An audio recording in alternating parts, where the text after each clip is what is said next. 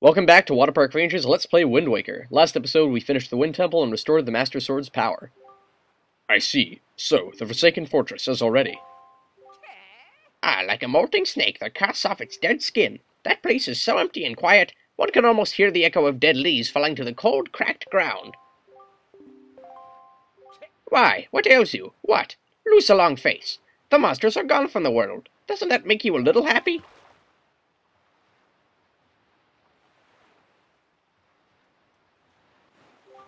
Jack, I have troubling news. Ganon has not shown himself above the sea since Velu unleashed his fiery wrath upon him. And what's worse, there is not a creature stirring in his base of operations in this world, the Forsaken Fortress. I cannot imagine how it is possible, and yet I cannot shake this foreboding feeling I have about the princess, Zelda. Jack, you must search for all the Triforce shards so that we can head back to Hyrule without delay. Well, we're finally here, the part of the game that most people consider to be the most tedious and boring part of the game. Personally, I never really agreed with that. I always loved this part of the game. Oh, by the way, I noticed one of the treasure charts we got there showed a treasure to get at Thorn Fairy Island, so we'll pick that up eventually. But anyway, right now, my intention is to warp to the Forest Haven so that we just drop off our pictographs, because we have a full picto box at the moment. So we'll just do that right now. And then, as the King of Redlines was mentioning, we have to find all the Triforce shards. Now, here's how it's done. We got the incredible chart from Tingle in a post box some time ago. That shows you where to find all the Triforce charts. These are special purple maps. For each one of these charts that you find, you have to bring it to Tingle on Tingle Island, and then he'll translate it. In other words, the map won't work until you bring it to Tingle. Then you have to pay 398 rupees for him to decipher it. Afterwards, the map will work, and then you can pull up whatever shard it will lead you to. And once you find all 8, you can finally go to the end of the game. So basically, that's what we've got to do. People have a lot of problems with it, mainly because, well, let's face it, there are 8 of them, so that means you're going to be doing this process 8 times, so a lot of people find that tedious. To a certain point, I agree. Pulling them up with the grappling hook and going to Tingle to pay for them is annoying, but finding them, the actual charts, is pretty fun, in my opinion. Alright, I've skipped a little bit of time, that way we could have Karlov already be ready for us. And I also got those a couple of those figurines handed in. I mean, I got some pictures handed in for my picto box. So now I've handed all 3 to him, but I cut ahead so you didn't have to see the whole process. I figured that I actually haven't shown you the Nintendo gallery, so I'm going to let you see a couple of figurines that we've gotten in the room.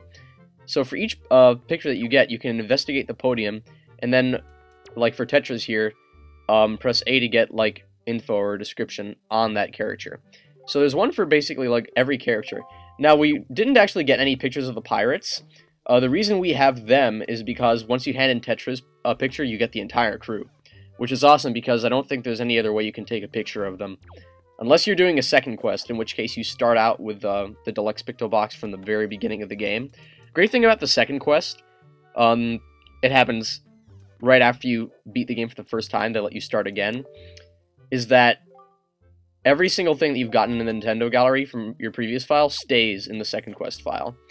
Because they figured, you know, it's such an involved and long side quest that they don't want it to be disrupted between files. So here are a few of the figurines that we got. The special black hooded Wizrobe with the red cloak. Boss of the Tower of the Gods, the Big Octo. Specific figurines are found in each room. Like, there's a Windfall Island room for all the villagers. There are 2 rooms for enemies. There's one for Great Sea characters, one for Outside Island characters, one for Dragon Roost Island characters, another for Forest Haven characters. So it would take forever to fill up all of those, and I'm not going to. I was just showing you how you get the really frustrating ones out of the way. And now, I figure that it's about time we actually start heading after these Triforce charts and shards. So, to get the first one, I would recommend warping to the Tower of the Gods and then sailing in a different direction. Wait, actually, I think I might have made a mistake. Maybe that island is closer than I think it is. The island we're looking for should be called Private Oasis. Oh god, I think I pretty much did an unnecessary warp right there. Let me check. Yeah. Damn, I think we could have just sailed we could have just sailed northwest and gotten there. Whatever, just head over to this island here. It's south of the Tower of the Gods, northwest of the Forest Haven. My bad. Alright, we've been in this quadrant before, but we only went through here briefly, on the way to get to Great Fish Island for the very first time. Now, there was a big octo here, but I didn't go after it because, well, it wouldn't have made sense. We could only really hold 200 rupees, and I think our wallet was pretty much full anyway, so if you fight it, you can't hold the reward. If it was a piece of heart, I would have gone after it. But as it was, it wouldn't have really been worth it. But now we can take it out. This is just an 8-eye octo. So the reward you get should be 100 rupees. I'm just going to bring it down using the boomerang, because, you know, that's what I always prefer to use for fighting these. It's the one pretty much surefire weapon you've got against them. Everything else can miss, even if it's stronger or more powerful. So yeah, this is the very start of the Triforce quest. It's going to be really difficult to finish unless you have the Incredible chart, which already shows you where the Triforce charts are, because otherwise you would never know how to find them. In fact, I think even the first time I played this, I had to consult an online guide, a fact that I'm still somewhat ashamed of. Well, not terribly ashamed of. I've gotten over it by now. Another thing that's worth mentioning about the Triforce quest is that you can start it as early as... Actually, before you go to the Tower of the Gods, you can get up to, I believe, 3... I think if you know where to get them, you can find 3 shards even before the Tower of the Gods. If you've been getting them all at the earliest possible times, then by the time you beat the Wind Temple, there will only be two more that you need to get because you need the hook shot to get to them. But I decided to save them all towards the end. That way we didn't get too disrupted and get off track with them. And I kind of want to do them just like one after the other with some side quests in between because we do have a few more heart pieces and treasure charts to grab. So we're going to get those along the way. But I figured I'd save them all for their own segment at the end of the game. But the reason that I ended up spacing up side quests between the main quest was so that we didn't have just nothing but side quests for like 50 episodes at the end. Now this is going to be more like 20. I know it sounds like a lot, but believe me, most of those will be spent doing main quest related Triforce things. Alright, gotta sail over to the private oasis. I'm pretty sure we got this island charted before, but we did not get the treasure that was here. And I think we could have gotten the treasure with the grappling hook ever since we finished the Forest Haven. But, once again, I think it's a money reward, so there would be no point to get it so much earlier.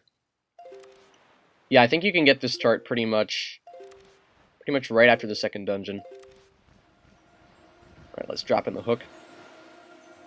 I believe this particular Triforce chart that you can get on this island, you could get right after you get the Skull Hammer. I know that's one item that you need to get through the little dungeon here. Also, we're not going to have a problem with running out of money. We have plenty of it. 200 rupees.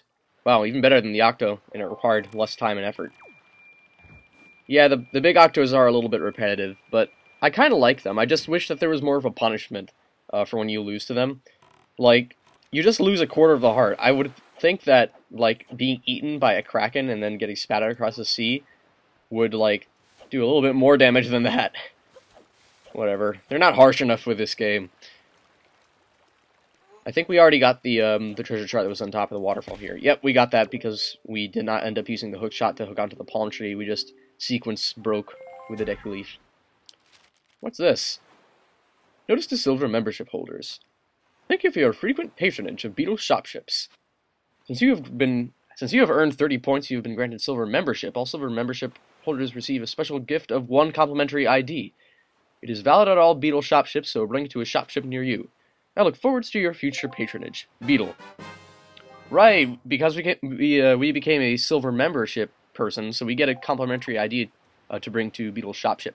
Now, in order to get into the cabana, you need to have done the hide-and-seek game on Woodfall Island, which we did when we first visited there so long ago and got the sale. And as a reward, by handing in the joy pendants, we get the deed to go into the cabana. Very simple.